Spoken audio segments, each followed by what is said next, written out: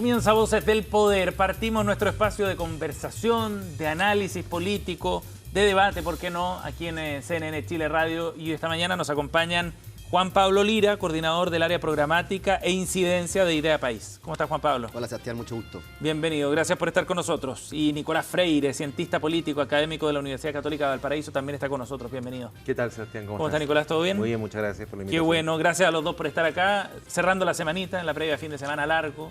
Buena noticia. Buena noticia. Así que vamos a partir de inmediato con el análisis en una semana bien movida. La carrera presidencial siempre nos da algún tema para ir destacando.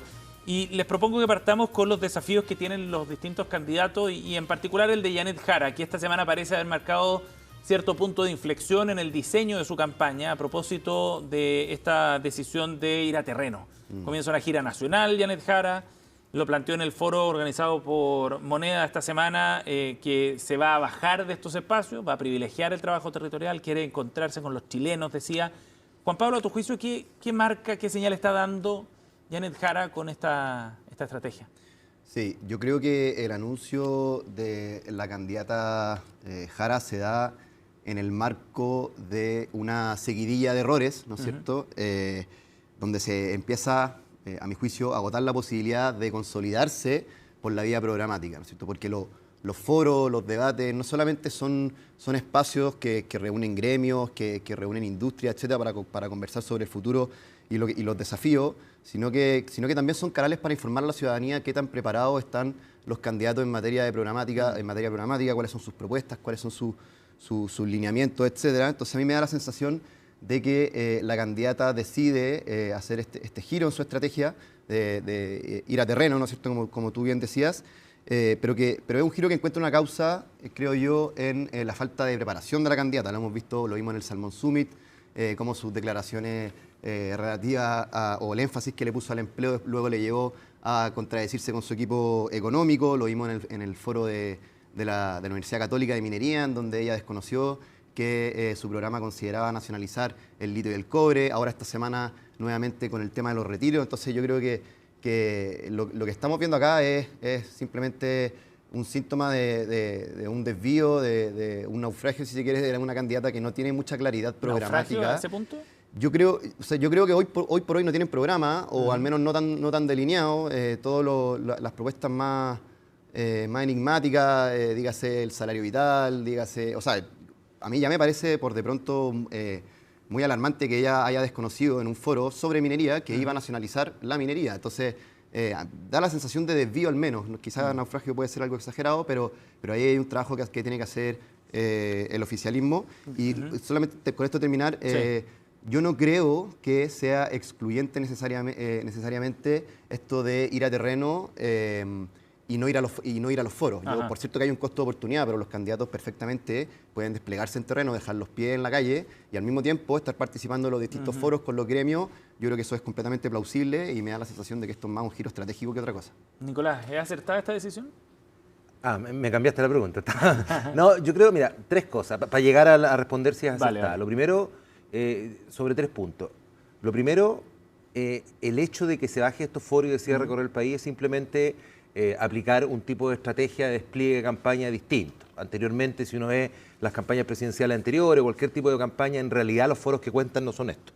Electoralmente estos foros mueven muy poco la aguja, por lo tanto una candidatura que desea o tiene como objetivo tratar de o mantener o crecer en términos electorales no lo va a hacer a través de estos foros que lo ven muy pocas personas, que son obviamente foros gremiales, lo ve, digamos, una élite que está más metida en el mundo político. Por lo tanto, es una audiencia muy limitada, por lo tanto es una estrategia distinta a campaña. Quien decía mantener o seguir estando está muy bien, quien decía una estrategia distinta me parece que es plausible pensarlo. No es un debate televisado.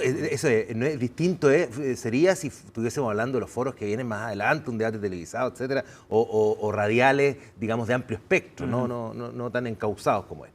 Eso es lo primero. Lo segundo, yo creo que este foro, claro, hay una coincidencia con muchos matices, pero hay una coincidencia. Efectivamente, en el último momento, el despliegue o más bien la performance que tenía la candidatura de Janet Jara en los foros no era la mejor. Se vio con el fail de no estar al tanto de lo que decía el programa en el foro de minería respecto de lo que ella pensaba podía decir el programa.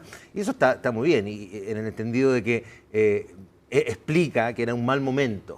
Y por lo tanto, yo creo que y ahí voy a responder a la pregunta, me parece correcto que efectivamente pueda restarse los foros, estratégicamente correcto.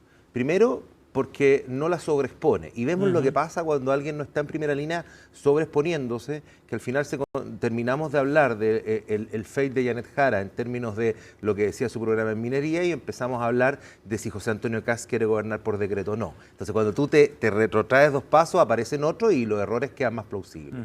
Pero más aún me parece estratégicamente correcto en condiciones en que hoy día la derecha y sobre todo las derechas han demostrado que están en una lucha fratricida respecto de cómo va a terminar la hegemonía en la derecha. José Antonio Kast, Partido Republicano por un lado, por otro lado la derecha, ¿cómo la llama él? La derecha cobarde, como la llama José Antonio Kast. Claro. Entonces, evidentemente, yo creo que es sumamente estratégico decir, mira, si Matei va a estar pegando la Kast, como todos esperamos que ocurra, para que evidentemente ella pueda resurgir en esta candidatura, el que esté presente Janet Jara es ofrecerle una mejilla distinta. Bueno, si se resta, yo creo que lo más probable que se dé es que Evelyn Matei se concentre en atacar a José Antonio Kast y es todo ganancia para la candidatura de Janet Jara. Exactamente. Entonces, estratégicamente me parece además plausible y entendible y positivo para quienes lo ven desde la perspectiva de la campaña de Janet Jara. ¿Qué te parece ese punto, Pablo? Sí, respecto al último punto, claro, todo debate por naturaleza uno siempre termina enfrentando puntos con quien está al frente. Con la ausencia de Janet Jara, por cierto, que va a ser más difícil hacer esta contraposición. Pero más allá de eso, yo sí discrepo en cuanto al impacto que puedan llegar a tener estos espacios. Puede ser que sean quizás espacios muy sectoriales, a ratos elitistas. Sin embargo, de alguna u otra forma repercuten fuertemente en la discusión pública. O sea, sin ir más lejos, muchos titulares, los temas que se conversan en las distintas radios, en programas que no necesariamente son televisados, pero que tienen mucha audiencia, etcétera, dicen relación con el desempeño de los distintos candidatos en los distintos foros. Entonces, hay una amplificación de estas discusiones que se están teniendo a nivel de foro, y eso yo creo que va a ser un costo. O sea, para la candidata, como quizá eso que tú dices es cierto, quizá Evelyn Matei podría caer, a mi juicio, en el error de esta lógica amigo-enemigo con José Antonio Kast. Yo creo que esa no tiene que ser la vía para ella consolidarse como una alternativa a los extremos. Sin embargo, considero que para Janet Jara sí va a haber un costo el no estar presente en los foros. ¿En cuántos foros no ha estado Franco Parisi? Que es el único que ha venido creciendo en realidad en la mayoría. En la mayoría. Entonces, sí, yo entiendo. Sí, no lo invitan, de hecho. Además, entonces yo entiendo que estos foros, claro, y cuando utilizo la palabra elitista no lo hago con una connotación negativa, lo hago de manera descriptiva. O sea, sectorial, es sectorial, es un foro que tiene un alcance limitado. Y a lo que voy también digo, existen otros mecanismos de campaña. Yo creo que Janet Jara, en las giras que puede hacer a nivel nacional, también van a haber hitos que van a marcar la discusión pública. Claro, los foros es un espacio que está ahí, es un ring que todos sabemos que existe. Pueden haber otros, no son excluyentes y exclusivos. Y quizá le sirve mucho a Janet Jara, dado la forma en la que ha planteado la campaña, el tono que ella ha buscado es de cercanía, de ser una como cualquier otro chileno, digamos, ¿no? De reflejar un nivel de calle, digamos, de ciudadanía de a pie que probablemente se luce más en estos encuentros territoriales más que en un foro. Claro, y es guardarse además, o sea, guardarse en un momento en donde había cometido algunos errores la campaña, la candidata en particular, o la candidatura en general, y es guardarse también después de haber cumplido el primer objetivo, que yo creo que fue un objetivo que se fue encontrando y se cumplió más fácilmente de lo que cualquier analista pudiésemos haber imaginado, que es: nos van a pegar por ser comunistas. Hoy día estamos hablando del programa, o sea, tú mismo dijiste, oye, me parece que no tiene programa. Parece que el tema de ser comunista pasó por la sobreexposición que tuvo Janet, obviamente una estrategia que llevaba a desmarcarse, a descomunizarse, y por tanto, habiendo cumplido ese objetivo hoy día, yo creo que existe un margen de maniobra para poder esconderse en términos, digamos, de visibilidad electoral, esconderse del foco público, ¿no? Al esconderse, que otros puedan cometer los errores, como también se ha visto en los últimos días incluso, y yo no estoy tan seguro de que Evelyn Matei no debiese atacar en un foro, políticamente, electoralmente, a José Antonio Kast, porque hay una lucha que es evidente respecto de la hegemonía de la derecha. El solo hecho de que hoy día esté Juan Sutil incorporado en la candidatura o en la campaña de Evelyn Matei, demuestra que hay un foco específico. La misma Evelyn Matei ya lo hizo en algún momento respecto de todas las noticias falsas, las fake news, los bots, que se alimentaban desde sectores políticos cercanos a José Antonio Kast. Me parece que eso es mucho más correcto decirlo. Yo no puedo asignar que José Antonio Kast está detrás de la estrategia, pero había una correlación específica entre los sectores de las que representaban esas cuentas, por así decirlo. Y hablando de lo que está pasando ahí en la oposición en particular, en la derecha, José Antonio Kast esta semana se despacha esta frase respecto al Congreso que ha generado harto revuelo. Entonces, antes de ir a la pausa, me gustaría dejarles planteado ese punto. Conversemos sobre lo que significa esa declaración, qué es lo que está detrás también de lo que ha dicho José Antonio Kast en este seminario. Estamos junto a Juan Pablo Lira y Nicolás Freire aquí en Voces del Poder. Vamos a ir a la pausa y volvemos de inmediato con más.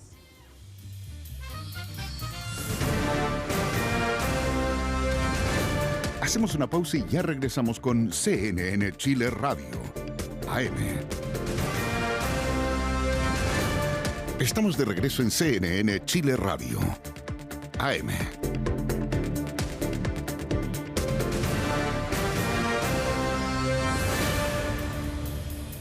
Estamos de vuelta en CNN Chile Radio. Como cada mañana hacemos Voces del Poder junto a nuestros panelistas invitados. Nicolás Freire está con nosotros, Juan Pablo Lira también, para seguir abordando lo que ha ocurrido esta semana. La frase literal de José Antonio Kast fue esta: el Congreso es importante, pero no es tan relevante como imaginan. Aquí no necesitamos más leyes para aplicar la ley. Y ha habido distintas interpretaciones, algunas más maximalistas, digamos, que los que interpretan que esto significa que José Antonio Kast quisiera gobernar por decreto. Otros dicen que en realidad sencillamente está reflejando una forma en la que se puede gobernar para ser más efectivo, sin por supuesto vulnerar ni la Constitución ni las leyes. ¿Qué interpretas tú, Nicolás, de lo que dijo José Antonio Kast?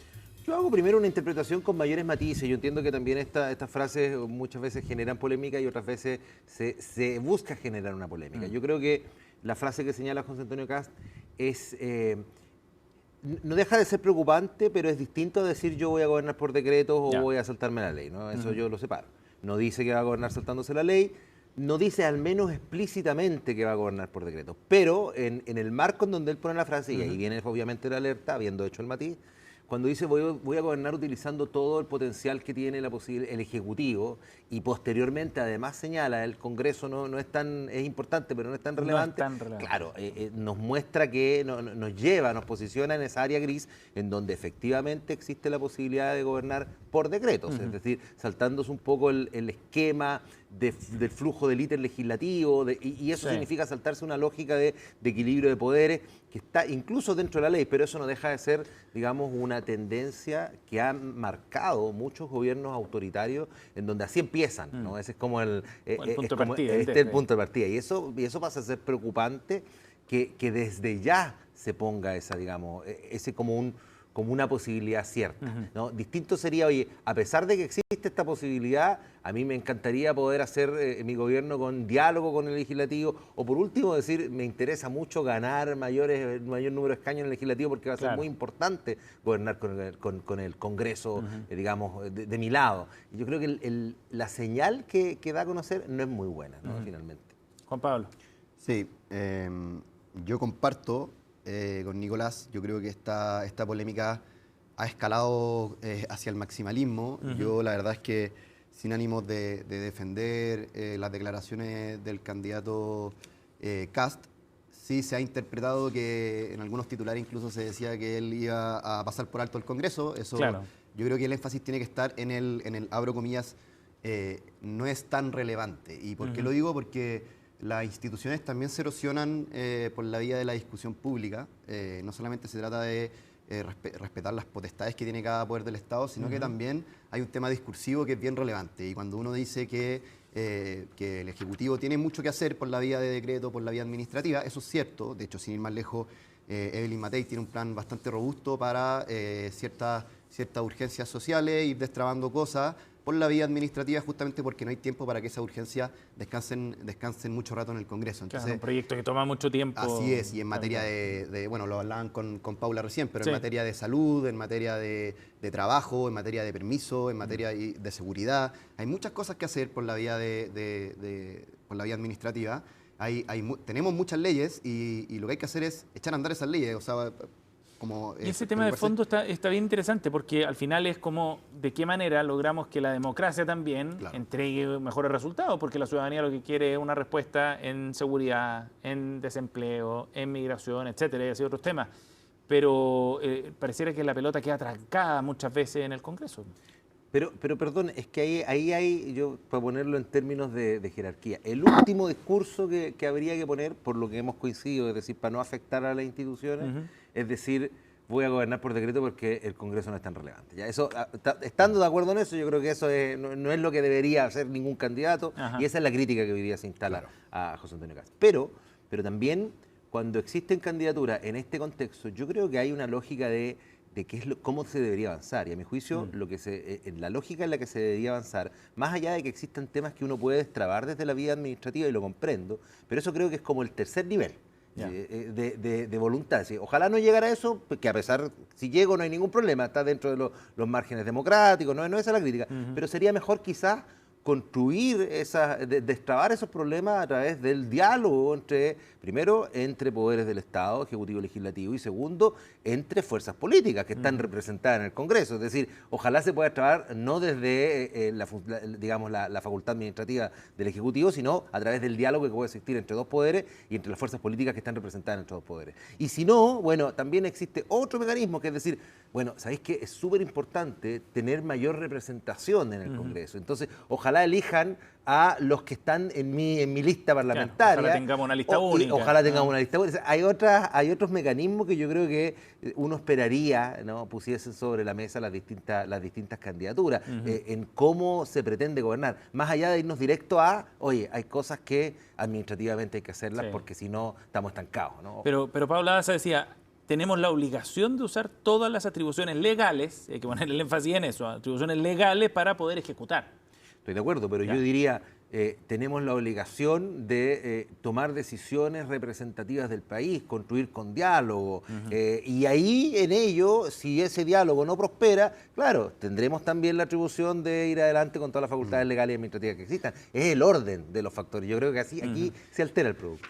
Yo creo que ambas cosas no son temporalmente excluyentes, y eso es bien relevante destacarlo en el fondo, porque uno puede hacer uso de todas las vías legales, como decía Paula, para destrabar ciertas cosas que son urgentes, y en paralelo hacer todos estos esfuerzos por concitar acuerdos a nivel de Congreso para que los cambios sean estructurales. Ahora, yo no creo que un cambio a nivel administrativo no necesariamente sea estructural. Hay muchas buenas prácticas desde la gestión administrativa que pueden ser bien determinantes de aquí a futuro y que pueden escalar como al Estado. Entonces yo creo que es relevante este esfuerzo por analizar qué cosas se pueden destrabar ahora ya por la vía administrativa, al mismo tiempo considerando lo relevante que es el Congreso y la necesidad de avanzar hacia los acuerdos. Yo no creo que acá haya un orden, sino que es todo de una en el fondo, porque no hay tiempo.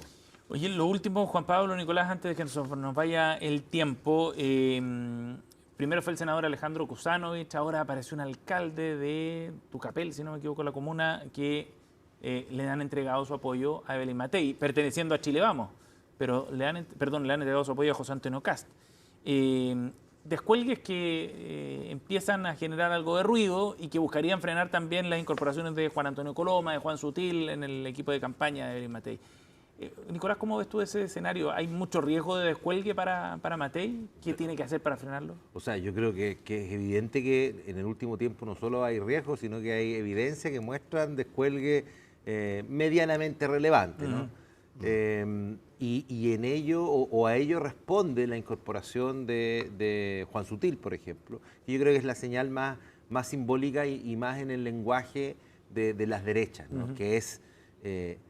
y que habían incluso algunas cartas circulando respecto cuando se hablaba de la lista parlamentaria, y que es un poco como casi la advertencia. Ojo y reconduzco esto a mi diagnóstico respecto de que hoy día se está buscando la hegemonía en la derecha, que en realidad José Antonio Kast lo que busca más allá de la presidencia es hacer morir a Chile Vamos como grupo electoralmente viable, y por lo tanto, así está dando cuenta todo este tiempo.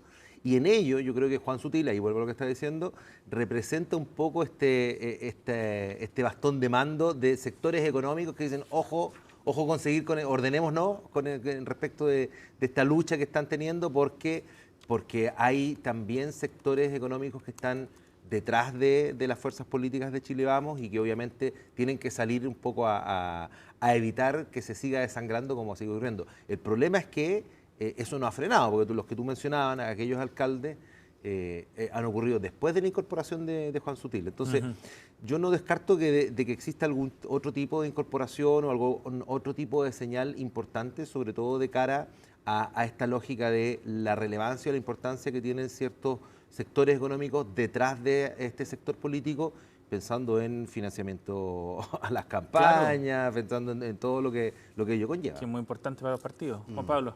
Sí, yo creo que todo descuelgue es una pésima noticia para una campaña en desarrollo.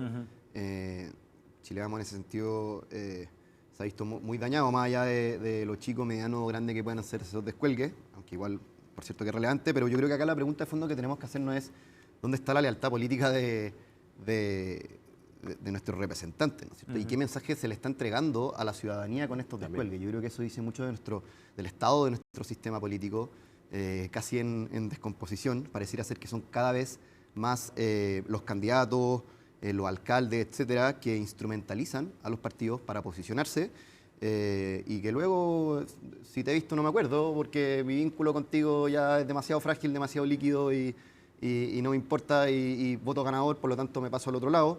Yo creo que eso es algo que es una reflexión que tiene que ir más allá de Chile Vamos, es una reflexión que tiene que tener también la izquierda quizá, que tiene que tener la derecha, que tenemos que tener todos, respecto a cómo está nuestro sistema político y hasta qué punto los compromisos de los partidos, la disciplina, etcétera, están haciendo agua. Y la disciplina yo creo que es un punto bien relevante, y para todo, yo creo que en todo el arco del sistema político la pregunta se pone. Hoy día se está avanzando una discusión, no tiene mucho que ver con esto, pero una discusión respecto de la reforma del sistema político y hay un elemento que se está mirando que es, bueno, cómo se va a interpretar el discolaje, ¿no? Cuando un candidato prácticamente se retira o cambia de partido y se habla incluso de perder el escaño. Bueno, hoy día los partidos tienen la oportunidad de hacer valer a puertas de una elección ese discolaje respecto a una candidatura presidencial.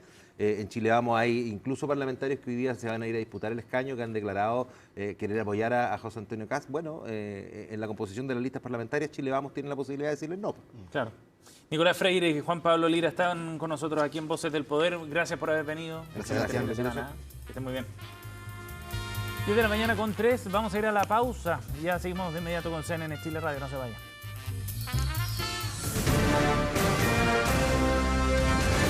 Hacemos una pausa y ya regresamos con CNN Chile Radio.